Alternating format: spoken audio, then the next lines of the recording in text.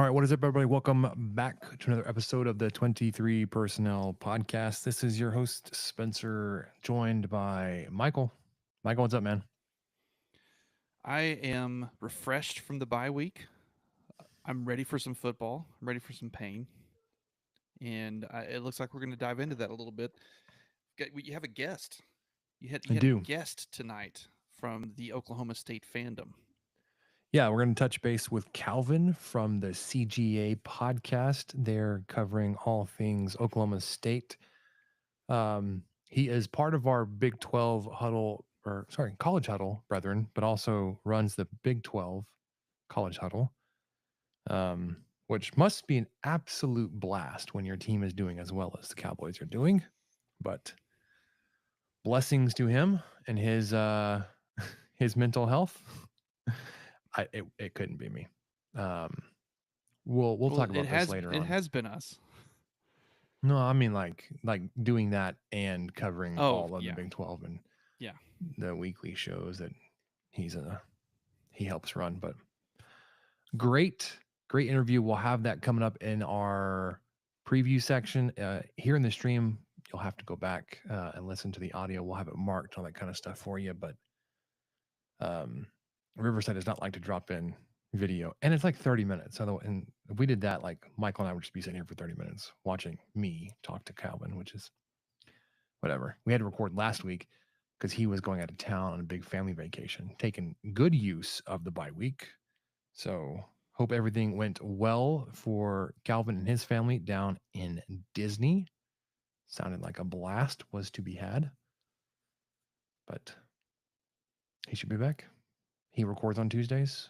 His preview with our part of the preview will be going out live tonight, tomorrow. So go check him out. Spoiler alert: the only thing I know about this game is that I don't know what this game is going to be. I'm afraid it has all the trappings of a just disastrous game for Texas Tech, and not like just a bad matchup, like you had probably last week with last time out with Colorado, but everything off the field wise. Um, I don't like it. It smells funny to me. So we'll do more in depth about that later. Um, we have a soccer update.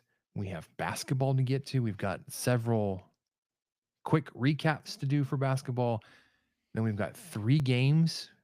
Sorry, 2 games, 3 teams to preview because we could get Texas or Syracuse, depending on who you want to listen to. Um, in addition to your opening round St. Joseph's matchup on Thursday, we'll do all of that. But yeah, with that long preview with Calvin coming up, let's just jump into this, Michael. Let's get rolling. I'm ready. All right, let's talk football. And by football, I mean Red Raider soccer. Selected as a host, came out round of 64 Friday night, hosted the LSU Tigers and took them at down, Michael, 2-1. They are advancing to the round of 32 this Friday at Duke, 5:30 p.m. on ESPN Plus. Not a great outlook for the Red Raiders this weekend. Yeah. Duke is not to be trifled with. They are, and just back really quickly on the LSU game. Tech went up 2-0 due to a pair of just absolute dime assists from Macy Blackburn from the right side of the field across to the middle. And, without her, I don't think they would have been able to get past that LSU defense. It was pretty intense. So she got the ball just in the right place, got the assists on those 2 scores. And, she's already the all time assist leader at Texas Tech. And then she got a couple more. So, uh, really great game for her. And, to finish off, like we talked about last week, they got the chance to finish on a win.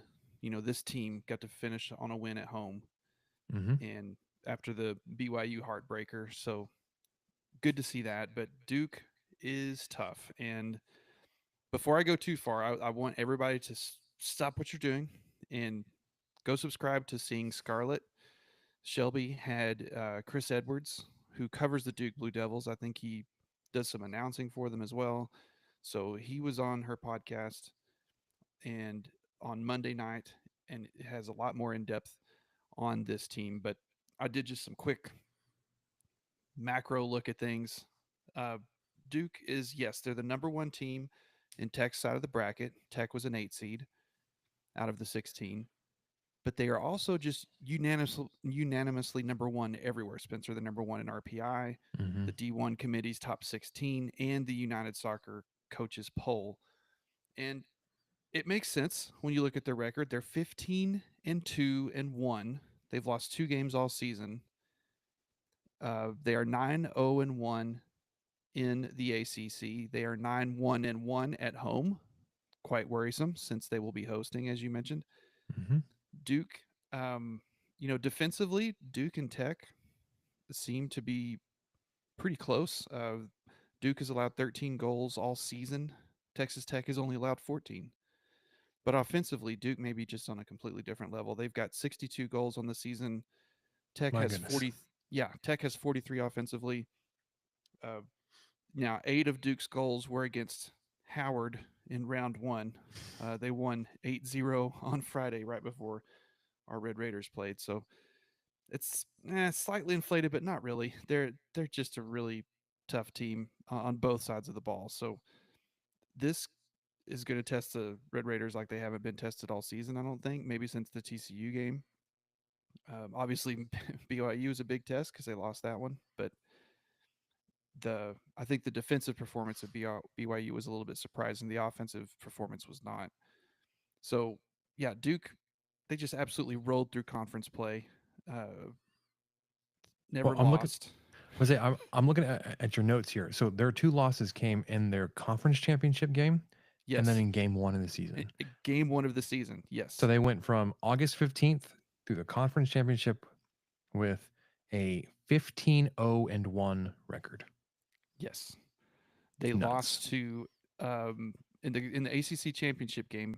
They lost to UNC, who I think UNC was fourth in the ACC, Mm-hmm.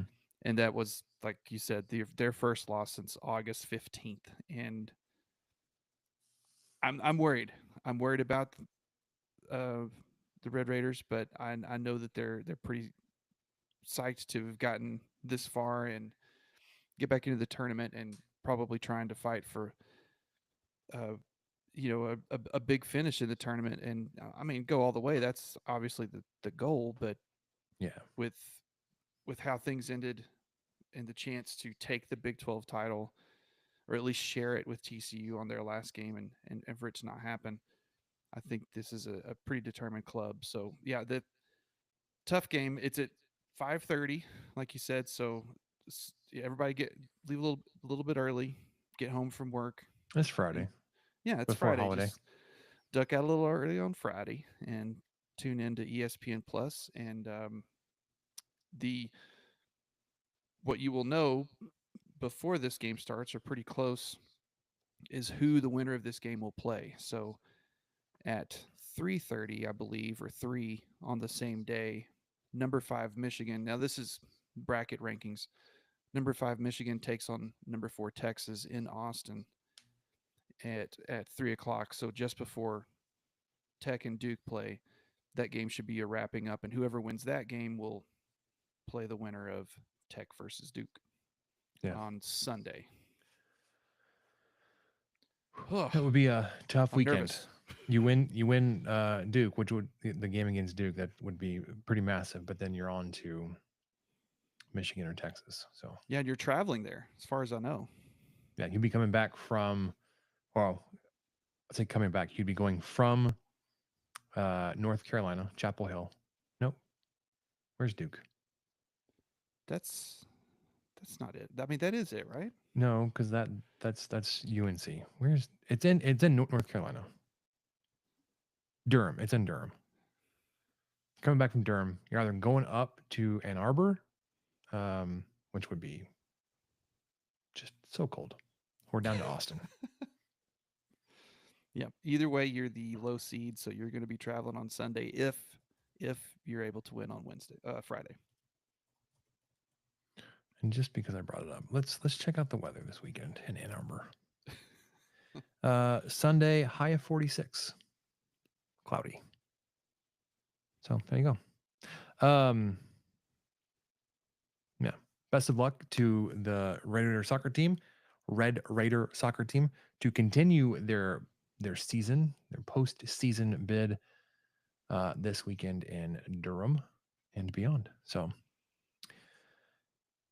let's do football. Let's talk about the injury report we got yesterday. The latest addition would be Justin Horn to the out for season list, linebacker. I'm actually not sure how much he's played, but he is not going to play for the rest of the season. Bryce Ramirez is noted out for this weekend's game against Oklahoma State. And then 4 guys added to the questionable. Reese Burkhart, Jalen Colliers, linebacker Trent Lowe, and DB Javion Wilcox are all listed as questionable. I did hear McGuire say that he is hopeful that Hudson will be ready to go. And then if he is ready to go, that you'll see him as the primary punt returner, at least punt returner, maybe even on kick return. Although I think Jacoby Williams has been doing really, really good back there alongside Jordan Brown. I don't know if I want to mess with that. Punts, sure, throw him back there.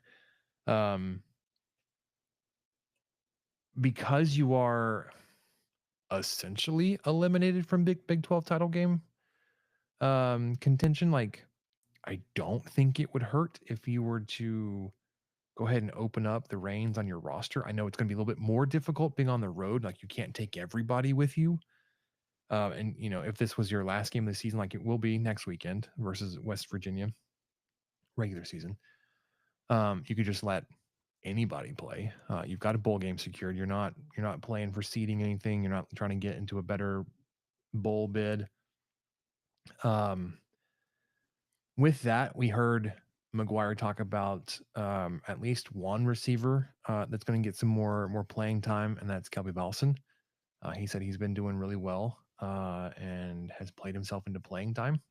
So we'll look forward to seeing that.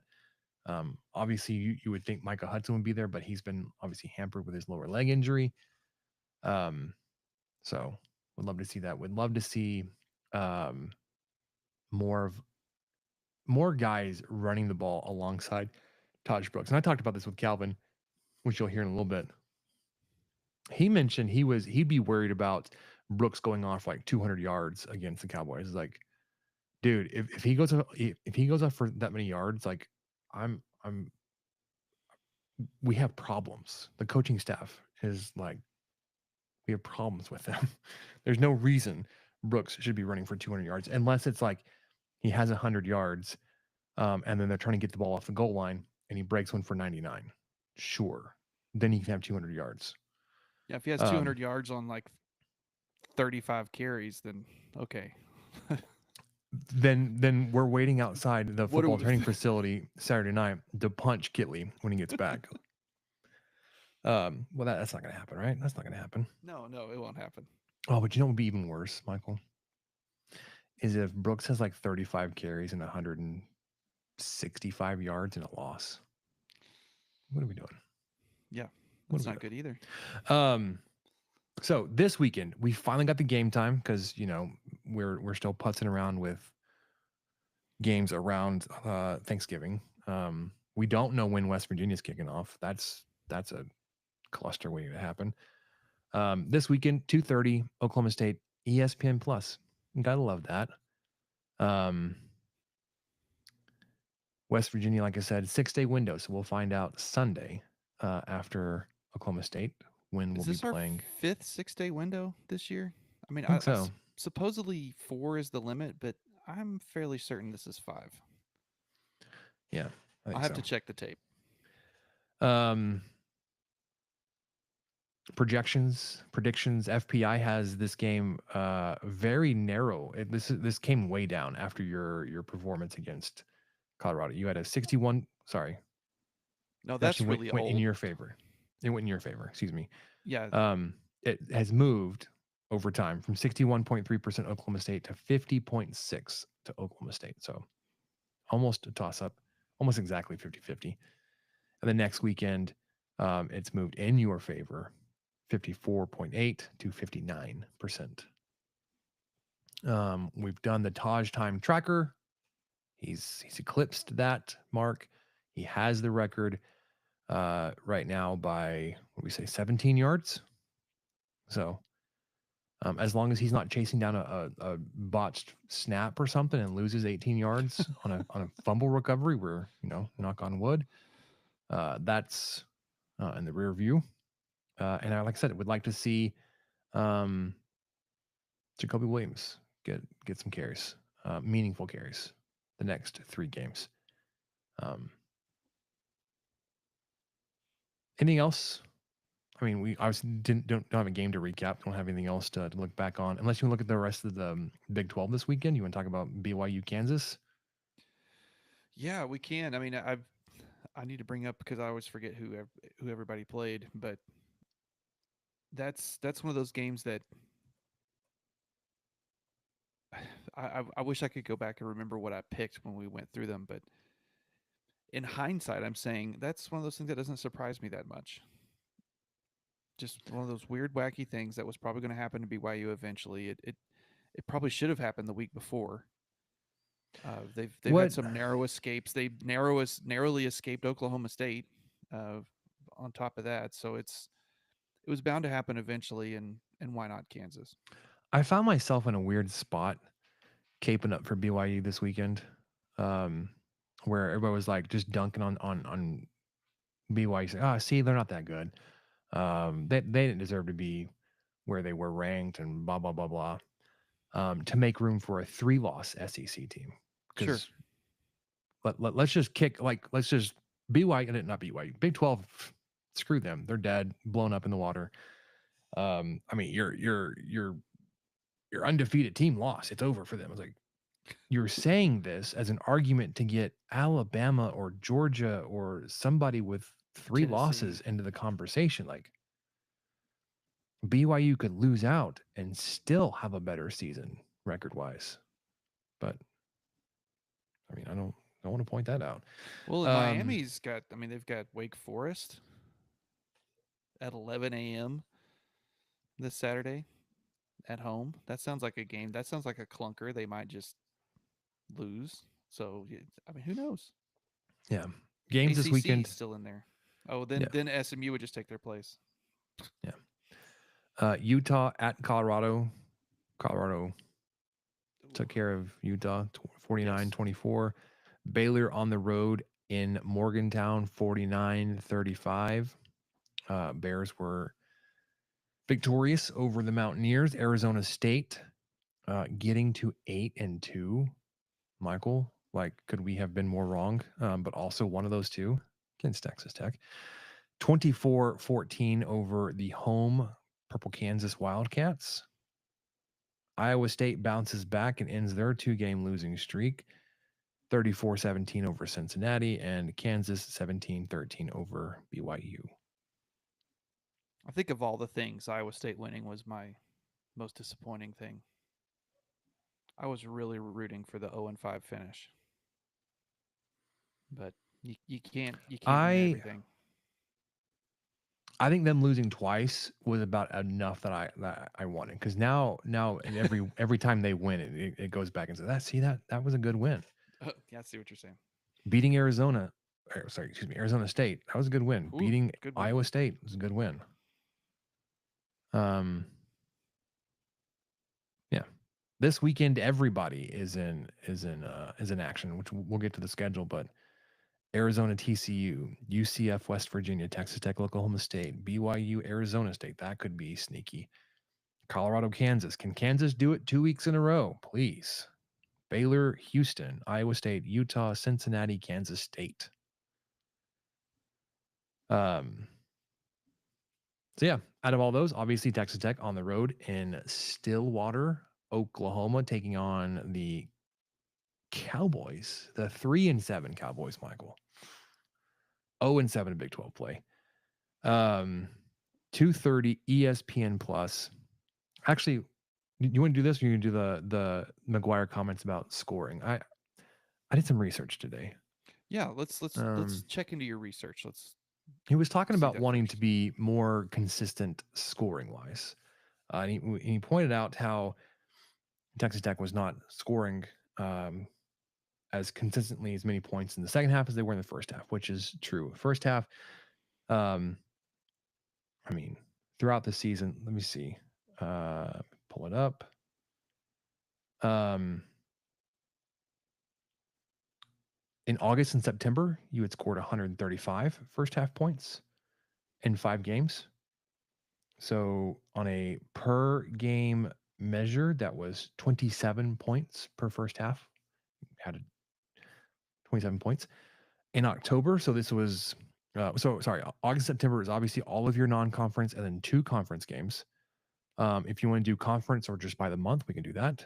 But in October, this is all conference games with the bye weeks. You have 3 games in there. You were scoring 16 points in the first half. And then through 2 games in November, 11 and a half points. So even your first half points are, they're coming down significantly, almost by 2/3.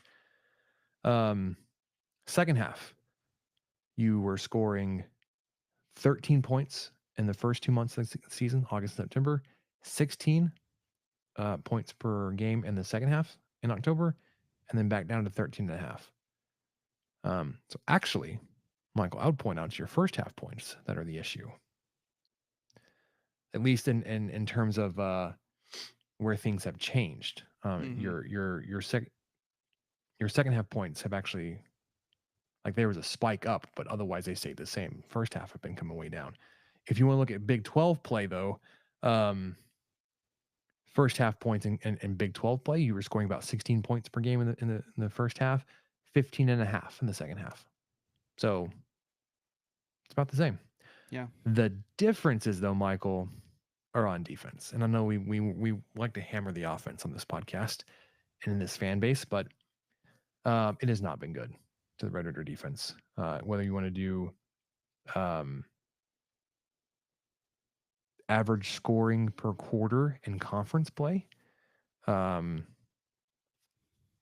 in conference play, you've given up just under a touchdown, so 7 points in the first quarter, just over 8 points in the second quarter. So giving up about 15 points in the first half on average, um, 10 points in the third quarter, and 12 and a half points in the fourth quarter. Each quarter is getting subsequently worse, and this is in all Big 12 games.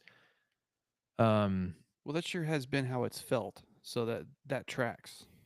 it's It's it it's not even linear; it's exponential. It runs away from you. yes. Whereas you're scoring, okay, so first quarter, Texas Tech scores 9 points. They give up just under 7. Second quarter, Texas Tech scores 7 points, gives up about 8. So at halftime, you have a 16-15 lead. Just how these averages are working out. Third quarter, you're scoring 7.5 points, giving up 10. So that 1 point lead is now gone. Fourth quarter, you're scoring 8 points. You're giving up 12 and a half. So it goes from a 2 point deficit to then a 6 point deficit over the second half. Scoring by quarter, obviously, all those are going down. Um, by the month, too, like November, you've scored 0 points in the second quarter. You scored 11 points in the first quarter, 7 in the third, 6.5 in the fourth.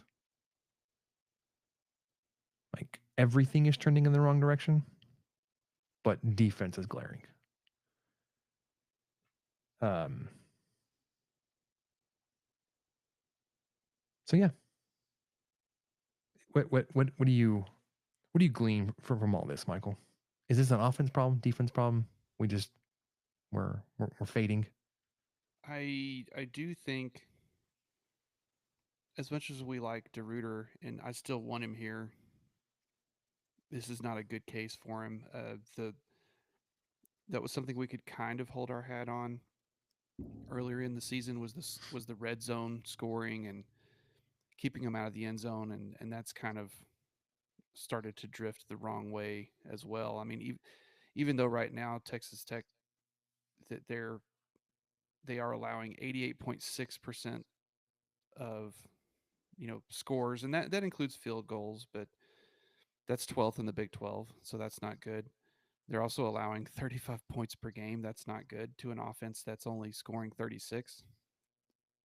Not a very winning recipe.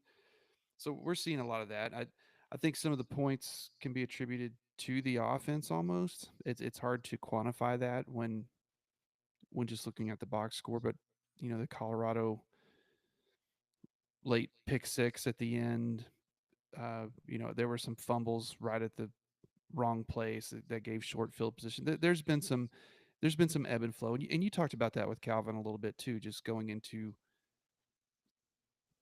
it's the it seems like both sides just fall apart at the wrong time, or they're never working at the same time. The defense is getting stops, but then the offense is going three and out, or the offense is running two plays and throwing an interception or fumbling it to the other team or what have you. So what this tells me is, as much as I like DeRuiter, you can't win games when you exponentially allow more points per quarter as the game goes. Yeah, and I don't love the idea of having to replace him No, and I and still don't starting want over. to. It's just not No. good. It's not good data. It's but like I tell everyone, let's remember this is the guy that brought the lowest scoring defense to Lubbock since like 2008, 2 years Yeah, in a but row. it's gone up like a full touchdown since Yeah, then. well, more than that. It's like 10 points I think now. So it's pretty rough. I'm gonna pin this real quick. From Kyle, Tech football has a way of getting my hopes up just to crush them as the season goes on. Yep. Yep. I'm there with you, man. All right, let's you mentioned the Calvin audio. Let's get to that. We'll do the preview with Calvin with the CGA podcast. Those on the stream, they'll just be nothing for you. You have to go back and listen to the audio. About 27 minutes in, 27 and a half minutes in. Those that are listening in audio format, just stay right where you're at. All right. So, not very optimistic am I on this game, Michael. I think there's just so many things Neither that of you. like It was like a pessimistic competition. And I get it because it was 2 days. This was recorded 2 days after the Colorado game, so I know that whoever Oklahoma State played that week, they were fresh off that loss because I know they've TCU. yeah, and it wasn't even close. And No. so you guys both had that, just probably the taste of that still there. But yeah, I'm I'm with you. I'm just saying it maybe a little bit more cheerful than I probably should be.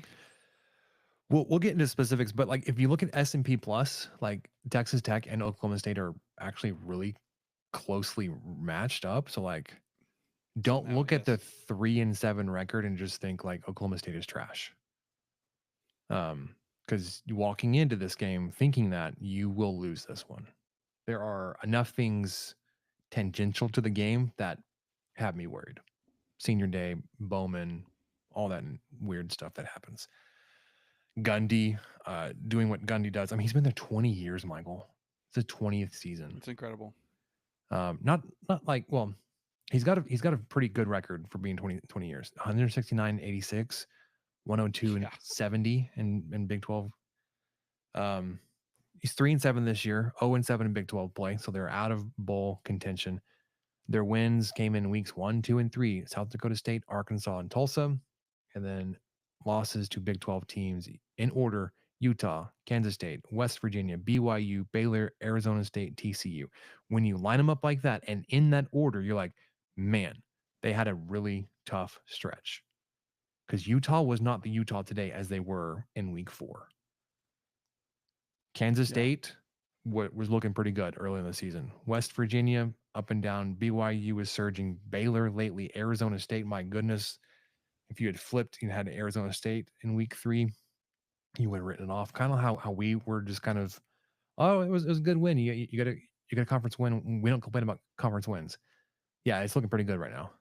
And then TCU, which is again like, yeah, you look at 0-7, but then you look at how they got there. You're like, man, I could see I could see glimpses here how they're not an 0-7 type of team.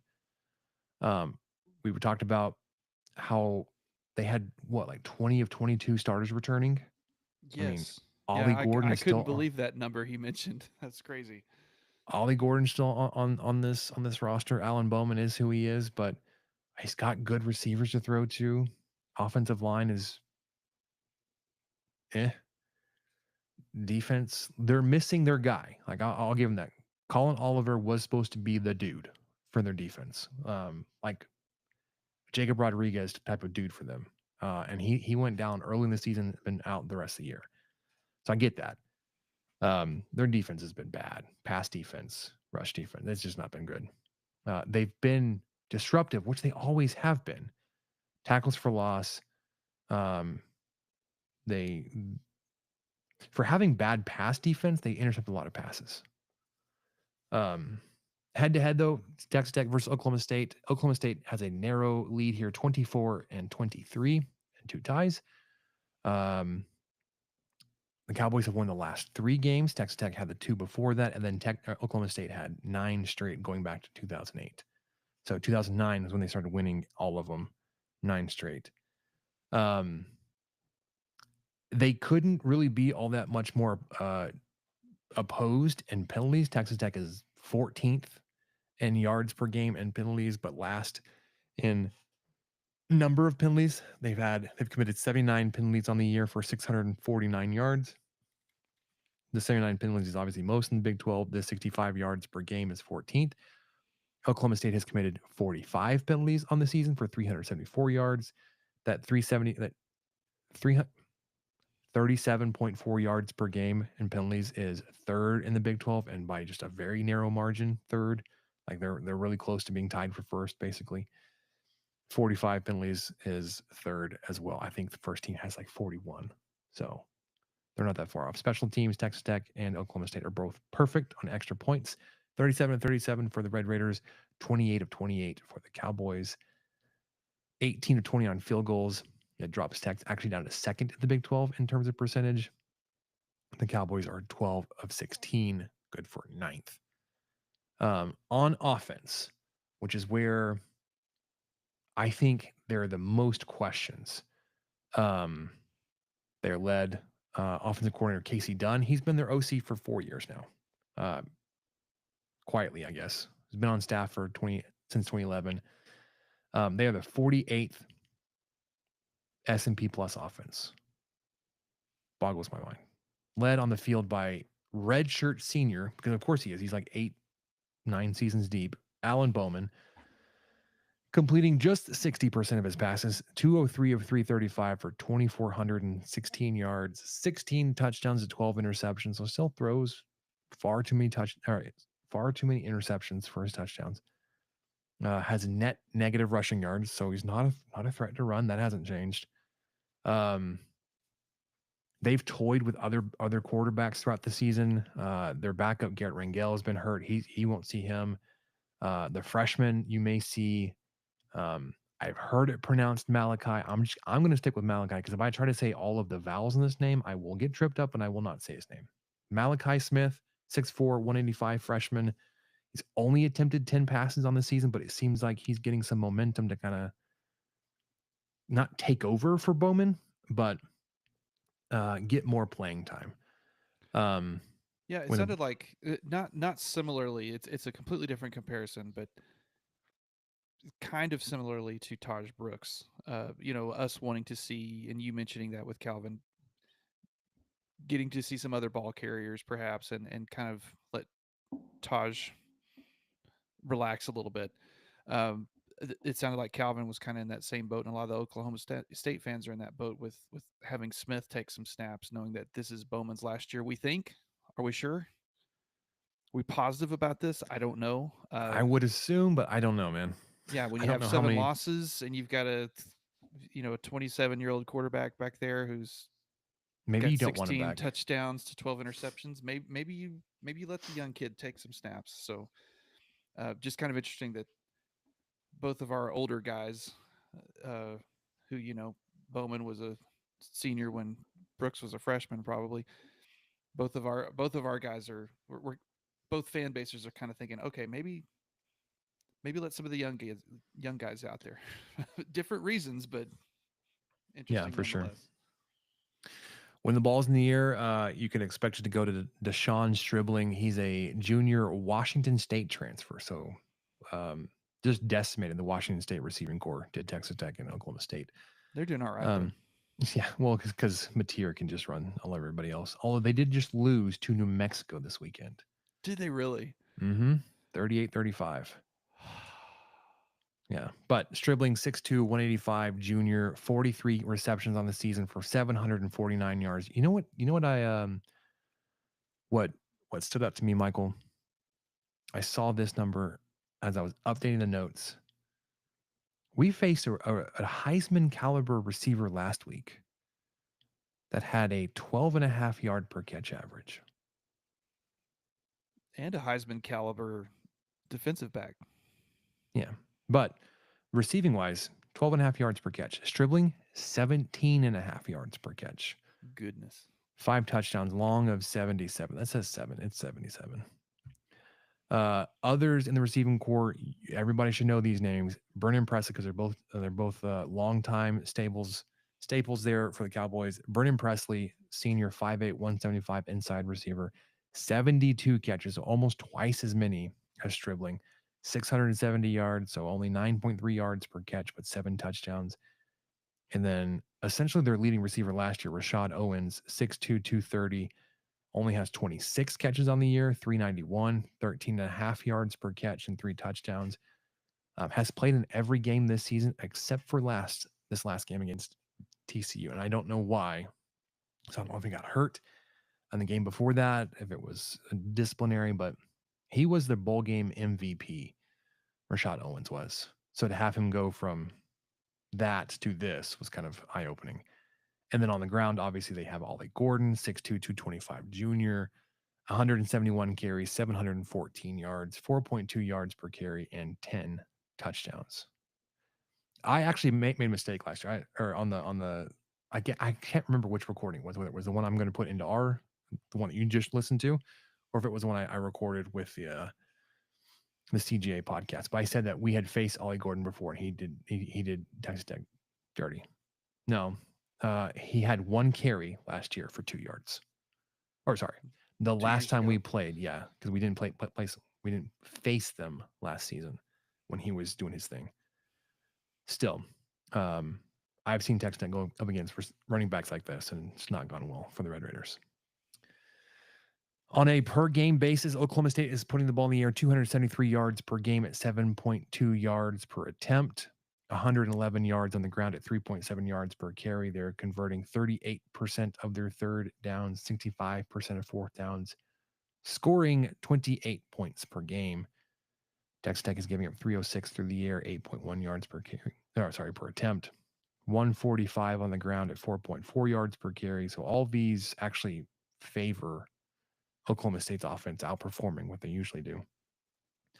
We hold teams at 36% of their third downs, 57 of their fourth downs, and giving up 35 points per game.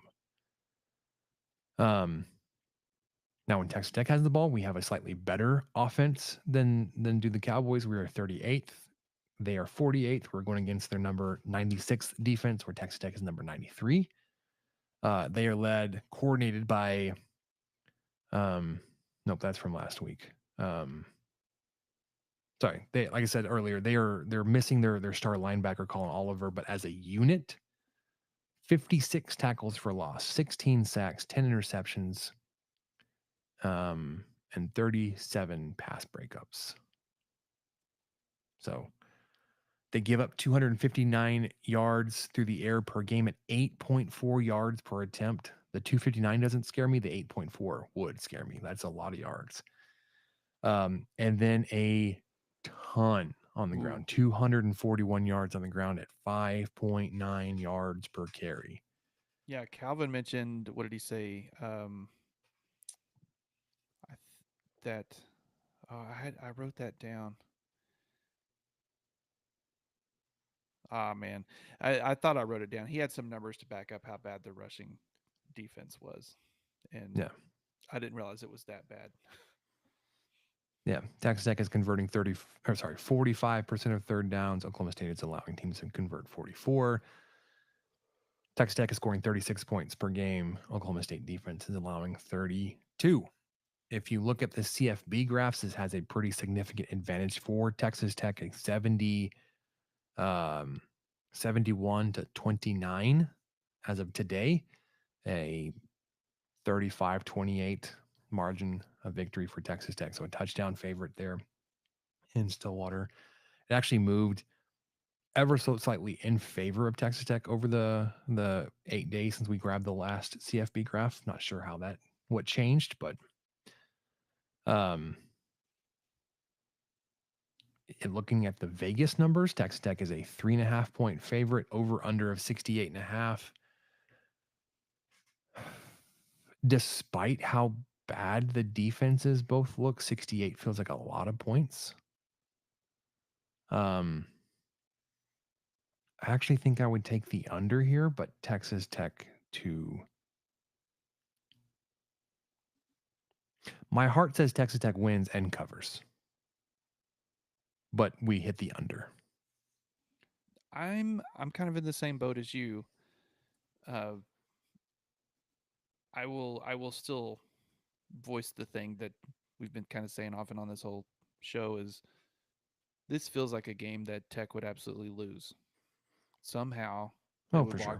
they would walk into a place that Tech wins about once every 10 or 12 years and lose playing bad football to a team that has lost 7 games in a row and is yet to net a conference win. Is not bowl eligible for the first time in 20 seasons. Uh, playing a former quarterback, all of those things. This just feels like that's going to happen, but not so fast. I am turning the tide on this. Not only is that not going to happen, Tech is going to dominate. They're going to Wow. dominate with the running game. They'll be able to take advantage of that. They'll bring in, Taj will establish the running game, and then they'll bring in the younger guys, rotate some fresh legs in, let them get some snaps. We'll see some competent defense. I think we'll see at least a sack or two on Bowman. Oh, would love to see that. Yeah. So I'm going back through these scores. So some of this is sunshine pumping. That's fine. I'm just trying to right the ship because all week I felt like, man, this is a game Tech would absolutely show up and lay an egg at 2:30 in Stillwater on senior day. I mean, it just seems like that would happen. I'm just going to say it's not going to happen because Kansas State beat this team 42-20. West Virginia beat them 38-14. Baylor beat them 38-28. Arizona State 42-21. TCU 38-13. None of those were one-score games. The closest game was a 10-point game of those I listed, where it was a loss to Baylor. And that was at least on the road, so they can kind of hang their hat on that. So I think I'm going to predict the exact score of last week. Texas Tech wins 38-13. They cover, and they still hit the under because I don't. I'm not going to allow myself to believe that Oklahoma State is going to have much of a chance of scoring when they haven't been able to do it hardly all year. So I adjusted because you talked me into it. I've got Texas Tech 31-17. 31-17. Okay, so we're both going big here. I am now. Um, Here's the thing though, Michael. I was sitting there thinking about it, and like one of the things, like again, just another point, like you think it would go in your favor. They're bad rush defense, but you know who's been very, very key to your rushing success has been your tight ends. Mason Yeah. Tharp hasn't played in a few weeks since Iowa State. Jalen Conyers is listed as questionable. I haven't heard from John Carlos Miller. Last time we So, saw Jason Llewellyn, he threw a pass to no one. well, that's what I was curious about. So I know that Tharp really hasn't played, but he's not listed on anything. He's not Who's been that? listed, which is strange. Like he definitely went out with a look like a head injury concussion type of thing against Iowa State. Yeah, I wish I had more insight on that. I don't. It was just a. It's odd to not see him on a list, and then him obviously not play at all. Yeah. But this is one of the ones I think where we actually differ from our preseason predictions. We both picked Texas Tech to lose this one. I definitely still see that could happen. No, Um, not at all. No. Yeah. I think Texas Tech could actually win this game comfortably. As we'll talk about in the question section, I'm afraid that even if like I'm afraid Texas Tech could and will win this game, but have it be heart attack inducing. Like you shouldn't be struggling the way that you struggle against the Cowboys, and you end up winning the game, and you feel relief at the end instead of like you enjoyed the game. Yeah. Which we'll talk about that more later. All right, let's do a quick whip around the Big 12. We talked about Arizona going to TCU. It is a 11.5 point line for the Frogs there, 2 p.m. ESPN Plus. Give me the Frogs. Same. UCF on the road at West Virginia. Apparently, all West Virginia does is lose at home. 2:30 ESPNU. I would love UCF to knock some more instability into the Mountaineer program. So give me UCF here. That's I an want emotional to hedge for me. just a second. I want to see what the standings are because I'll get into it in my what we learned. I was I was out of pocket this weekend, so I really just didn't pay attention to college football at all. West Uh, Virginia is they're 4-3 in the Big 12, so tied with and Texas Tech. they're 5-5 overall. So they're still searching for bowl eligibility. UCF is 4-6 overall, 2-5 in Big 12 play. So they are on the brink. They need Yep. it. They are Yes. desperate.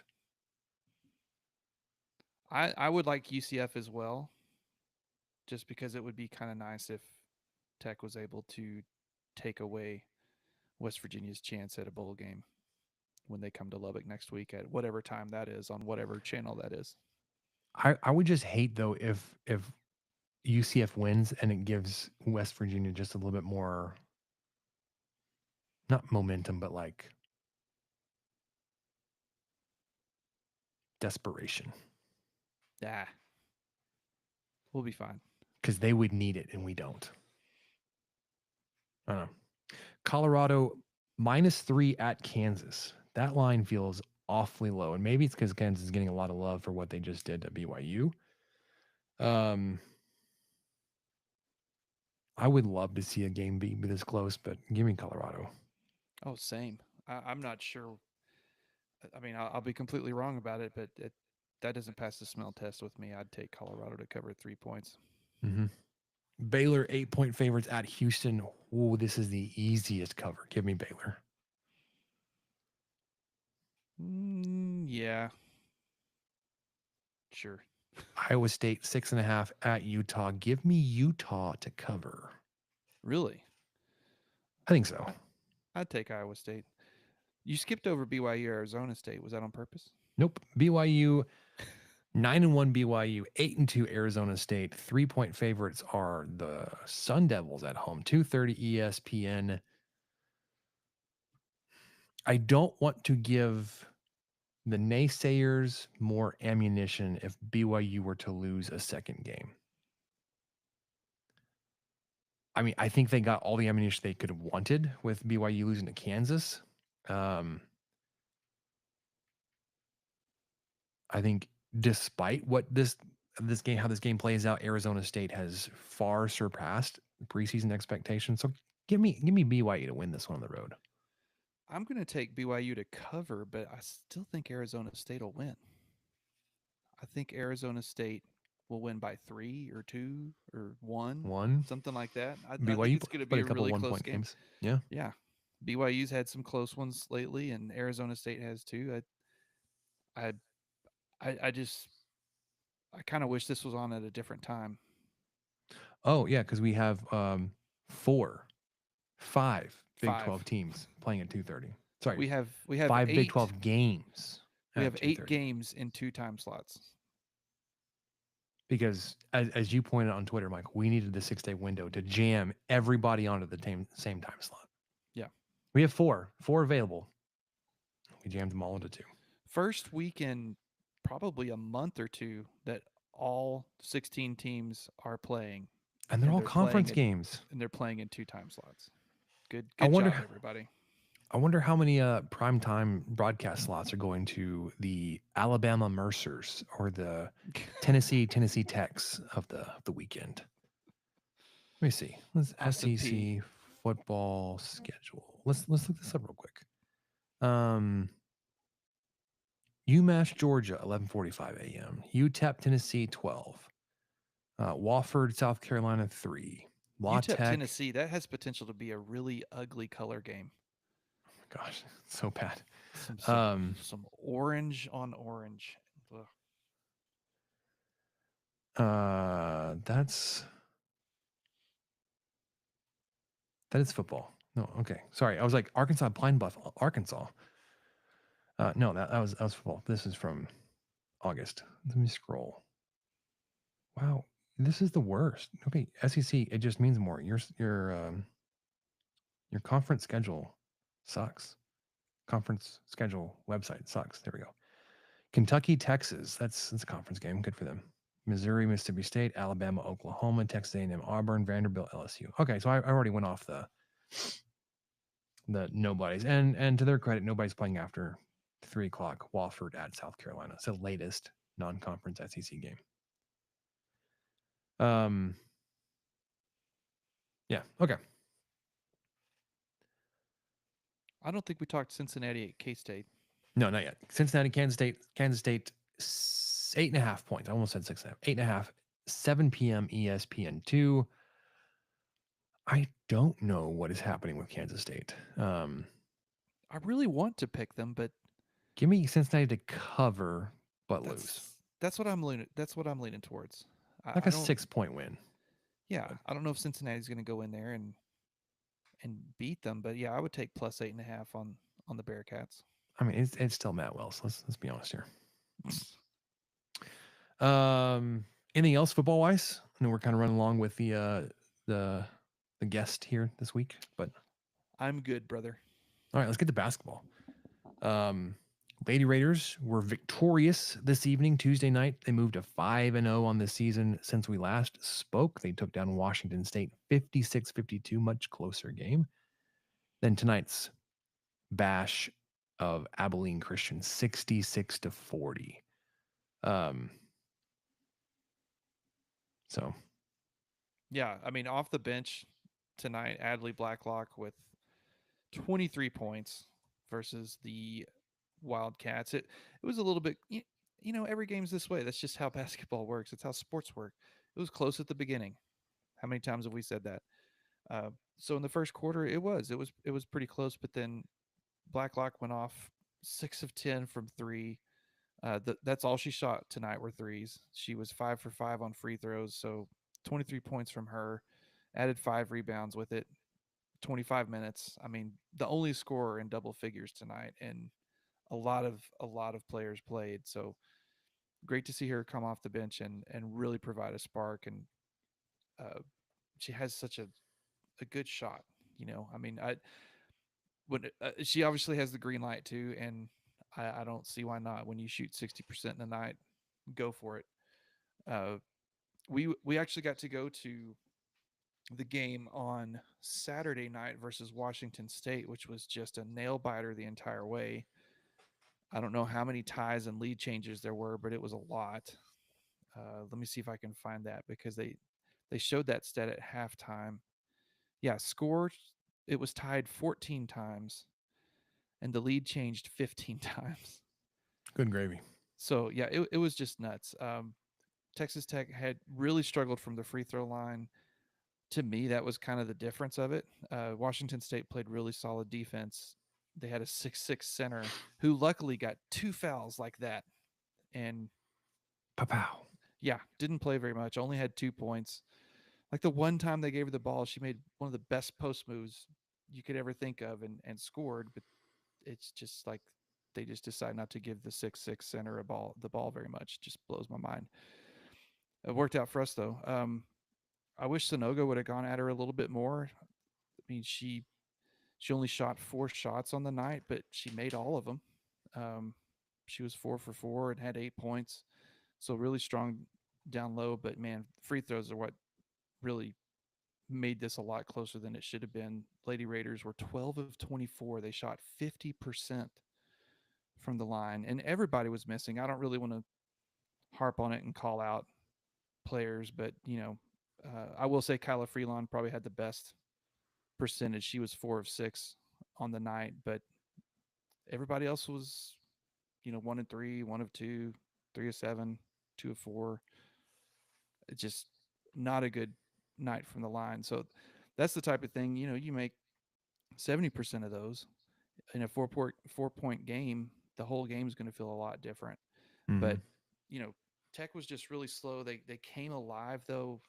Gerlich called a timeout.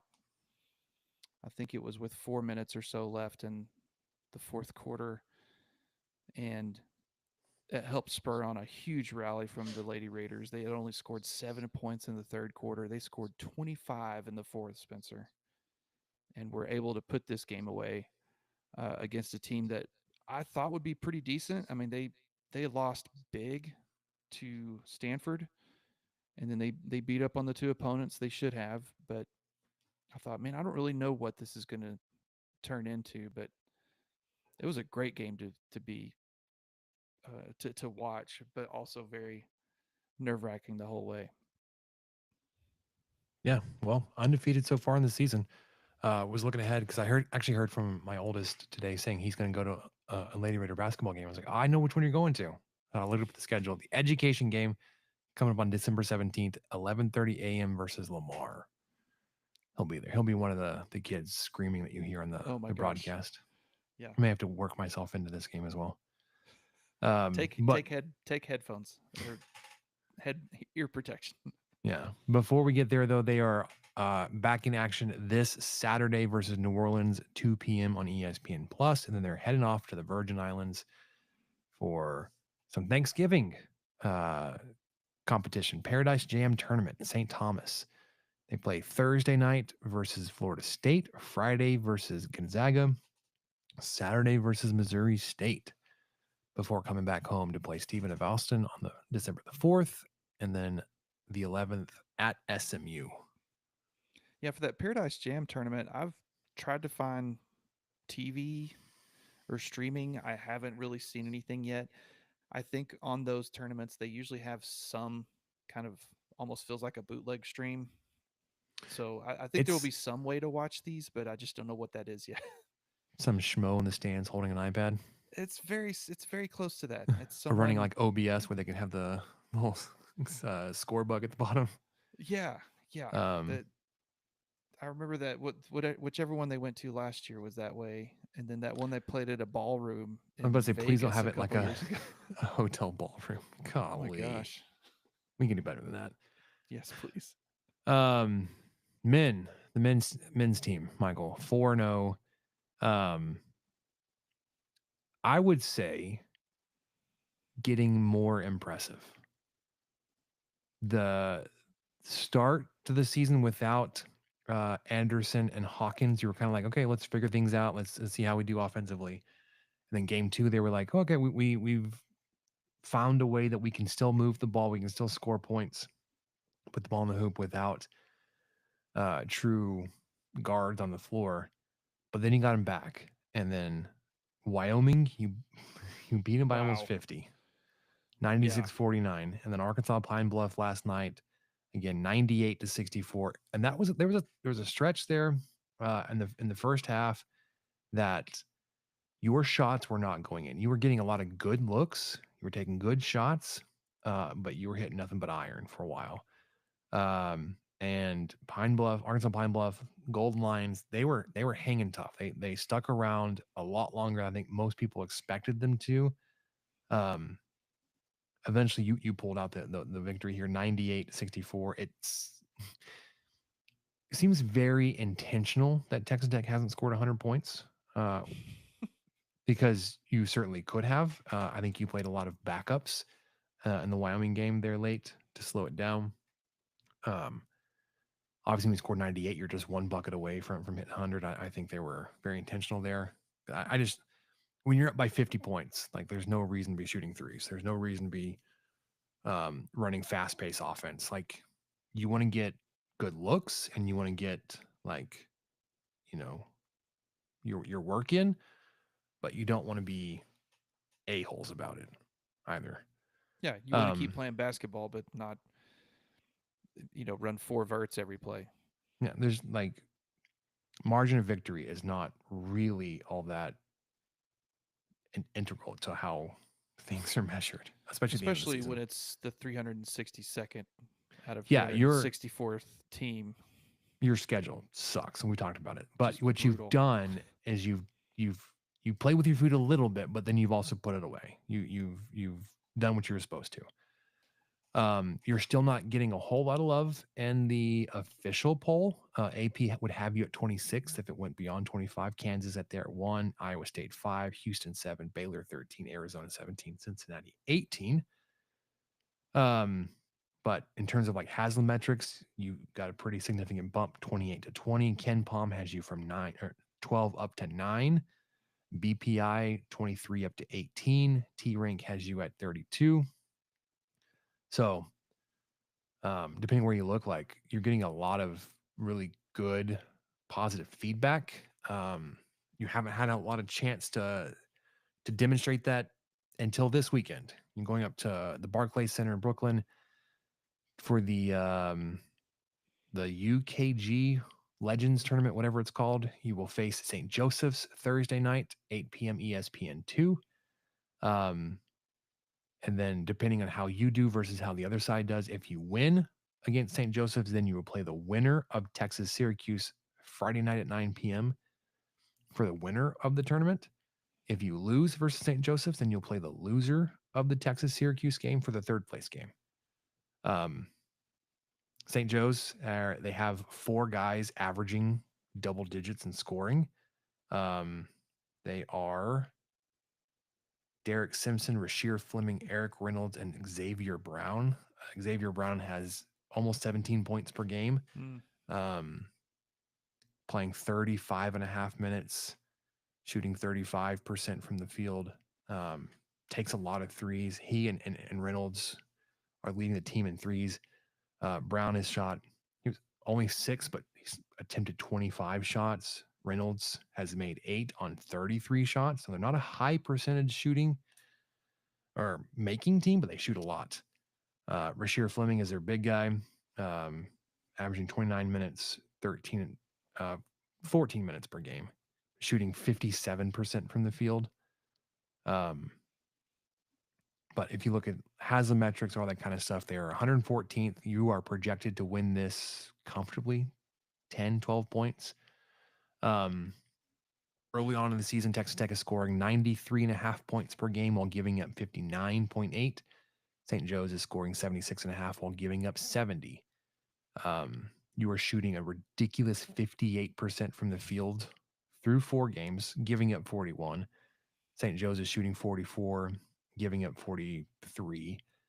You're hitting 45% of your threes. Again, you've not played great opponents, but so just take it for what it's worth.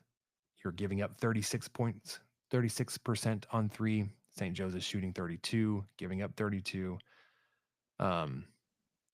They are the best shooting free throw team, best free throw shooting team in this tournament. 77.6% are the St. Joe, what are they, the Warhawks?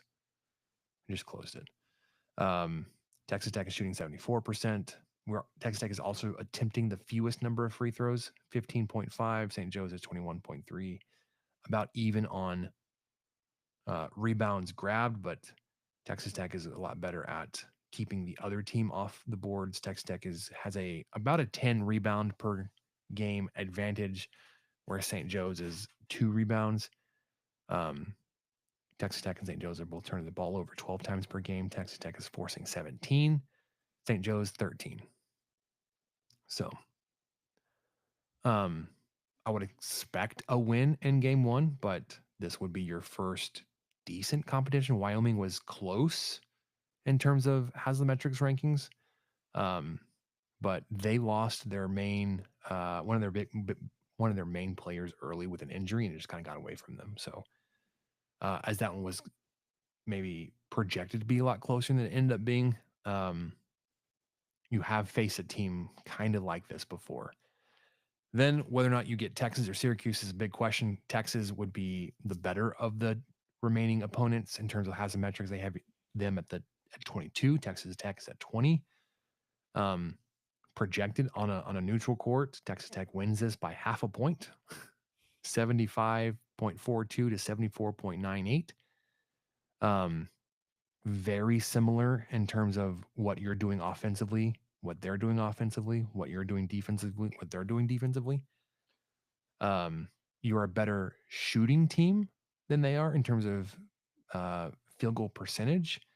They are a better defensive team. They attempt 10 more free throws per game. Now they've had a little bit. They've played 4 games. A legitimate opponent in Ohio State, but then they've played Houston Christian, Chicago State, Mississippi Valley State, and for some reason, because those names sound ridiculous, like wow, what a joke of a schedule. Texas Tech's worse. I'll just be clear. Well, hang on. According to Ken Palm, as much as we've given Texas Tech grief about their strength of schedule, okay, 364 teams total. Texas Tech's strength of schedule, according to Ken Palm, is 356th. Yeah. But the Texas Longhorns, 361. Well, there you go. So according to Ken Palm, they've had a very similar first few weeks as Texas Tech as far as who they've actually played. Yeah. Similar rebounding margin, Texas Tech and Texas about 10. The biggest thing Texas Tech, or one of the bigger things I found here, Texas does not turn the ball over as nearly as often as Texas Tech does. 8 turnovers per game for the Longhorns, 12 and a half ish, 12 for the Red Raiders. But you also make up for this. The Longhorns are only forcing 14 turnovers, 14 and a half turnovers per game. Texas Tech is forcing 17. So that would be a great matchup there in Brooklyn. If not them, it would be the Syracuse Orange. Sorry. For Texas, they're led on the court by guard Trey Johnson. When I was looking at their roster, Michael, I was like, none of these guys have a familiar name to me. They must have completely overhauled their roster, which is I don't keep up with them at all. But he is leading them in scoring 23 and a half points per game. He also jacks up a ton of threes. He's attempted 29 threes in 4 games, has Johnson. And then they have a familiar face in Kansas State and Creighton transfer Arthur Kaluma. He's their leading big man, second leading scorer for the team, 14 and a half points per game in 27 minutes. But if you face the Orange, you'll see another familiar face in Eddie Lampkin Jr. Yes, from TCU and Colorado. He's still playing. He's basically their big man at 6'11". They do have a 7'4" center, but he has not played this season, but did play in a handful of games last year. So I don't know if he's injured, if it's just his role is what it is. He just doesn't play a lot. But guard leading them would be JJ Starling, averaging 21, a little bit more than 21 points per game. But that's after going off in their last game for 38 points against Youngstown State. The other 2 games, he was in the mid-teens.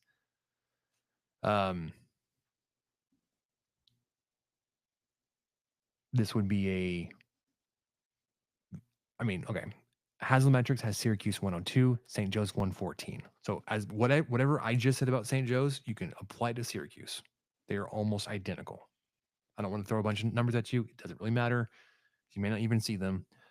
But on paper, electronic paper here, you are projected to be favored in all three of these matchups, even against the Longhorns.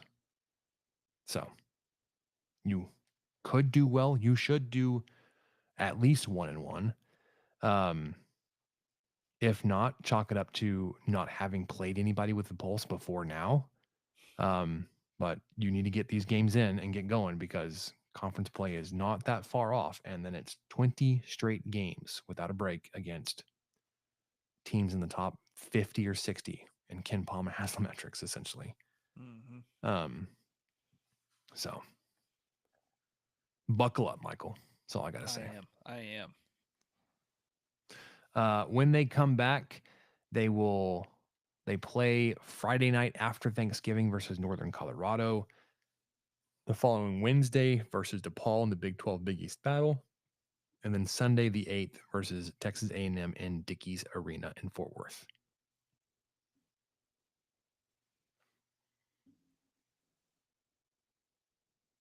Also, I saw this. I want to share it because I thought it was just ridiculous. Remember Tyreek Smith? Yes, I do. He's now on to his 5th school. Transferred from Texas Tech to Oklahoma State, then to SMU, then to Memphis, now transferring back into the Big 12, going to Kansas State. He may be there now, but he's obviously won't be eligible this season because he was at Memphis for this season. Currently, 2024, he was eligible to play for Memphis and has left them. If he plays a minute for Kansas State, it will be somewhat of a miracle, but 5 schools for Tyreek Smith, 3 of which are in the Big 12. That's mind-blowing, to be honest. I can't imagine moving that much ever. I moved a bunch when I was in school, but it was like apartment complex to apartment complex. I had like a couple of boxes of things to move with me. I was moving from a furnished apartment to a furnished apartment, so I wasn't taking much. And even that was kind of ridiculous. Oh yeah, that is ridiculous. And that was same school, same town. Not moving across the country.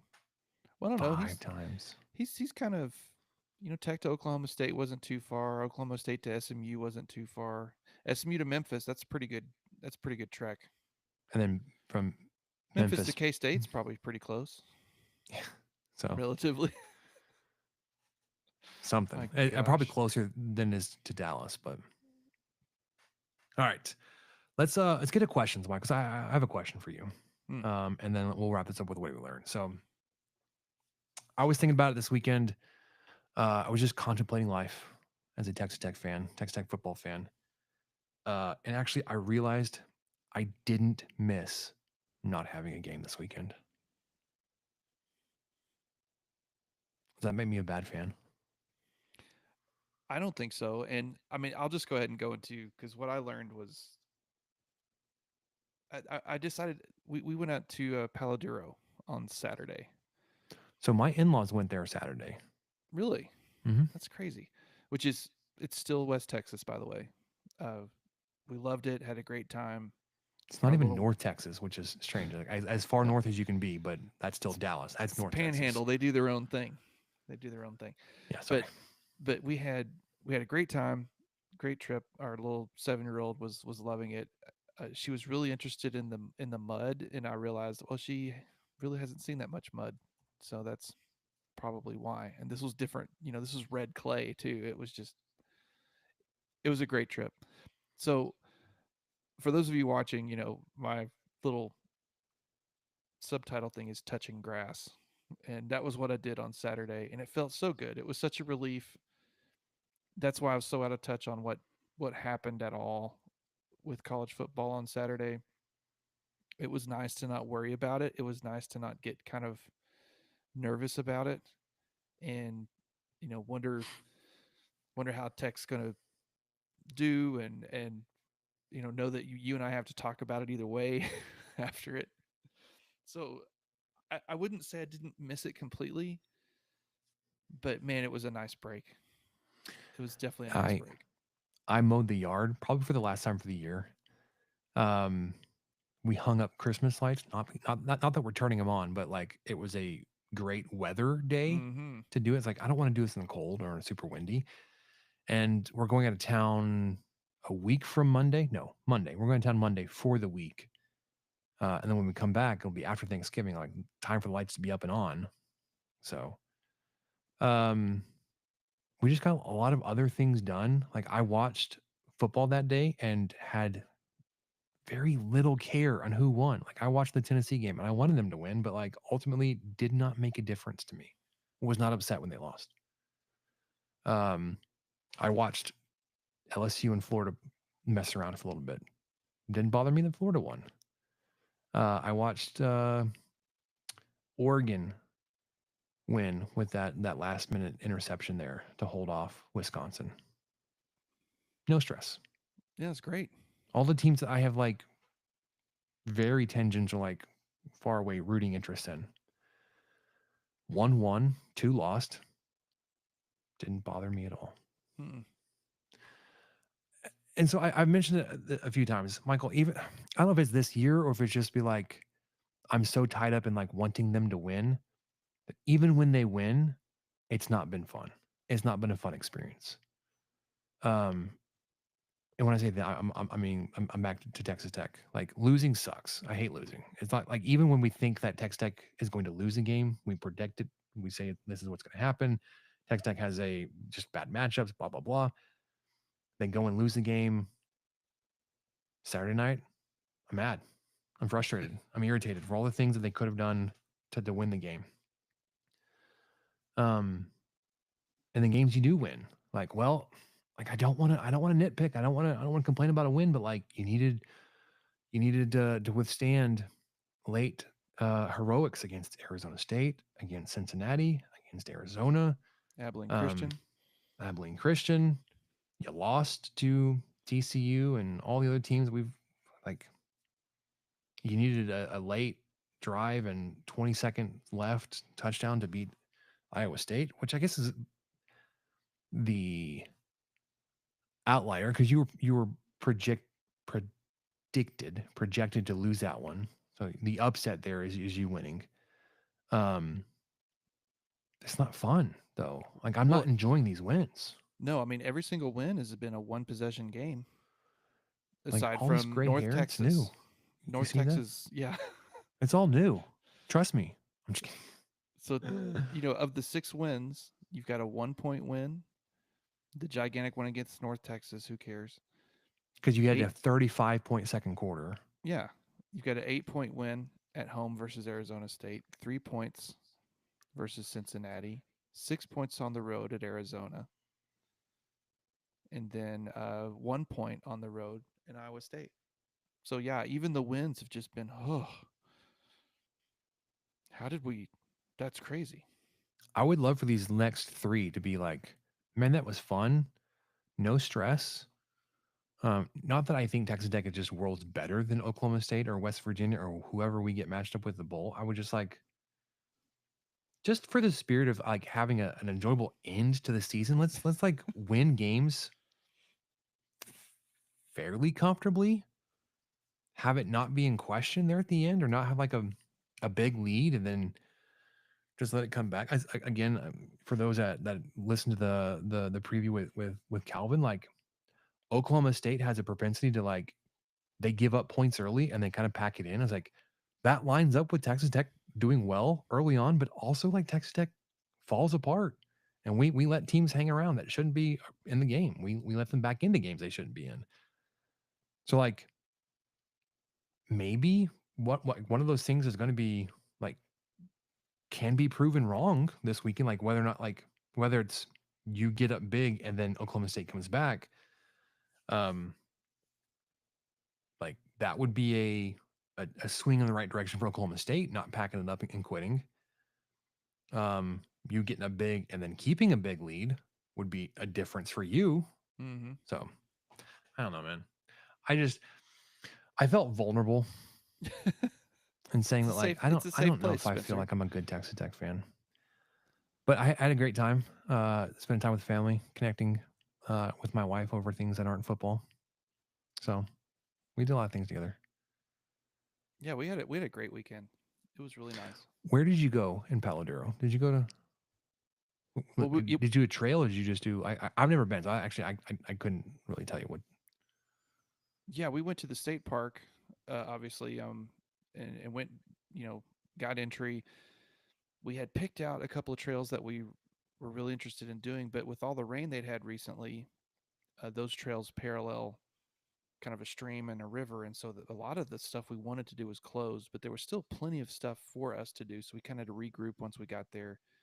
I think it was the Juniper Cliff Trail. We did that one and took a detour from that over into the big cave and climbed up into the big cave and took some photos and stuff. And our like I said, our 7 year old was all about it.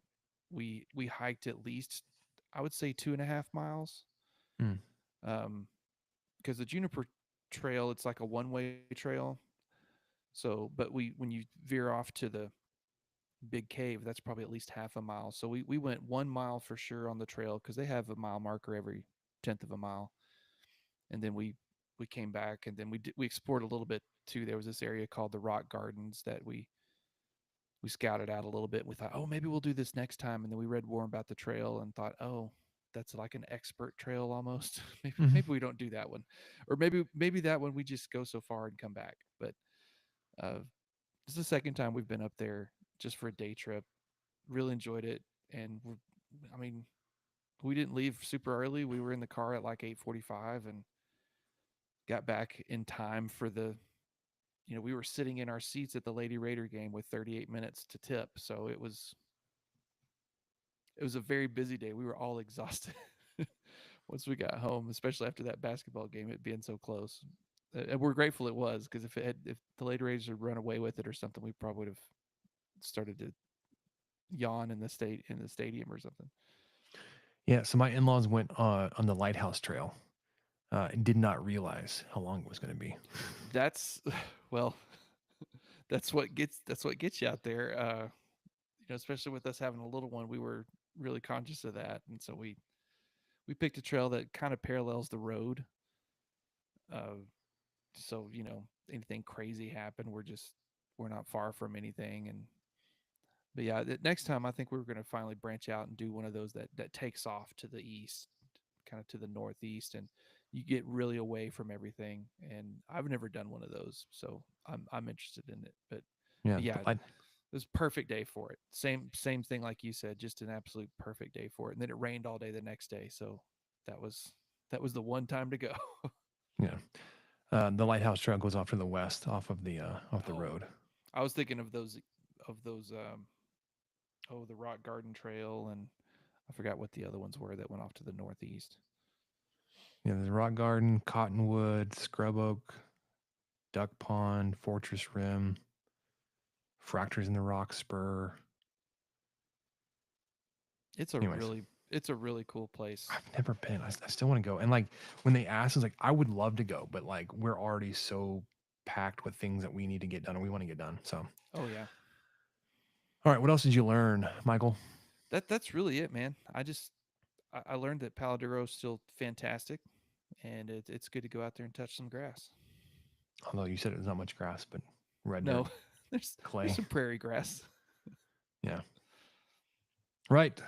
I think that'll do it for us this week on the 23 Personnel Podcast. Thanks for hanging with us on a little bit of a longer episode. We want to obviously thank Calvin for joining us from the CGA podcast. Our portion of the preview on their show will come out on Wednesday if you want to go catch that.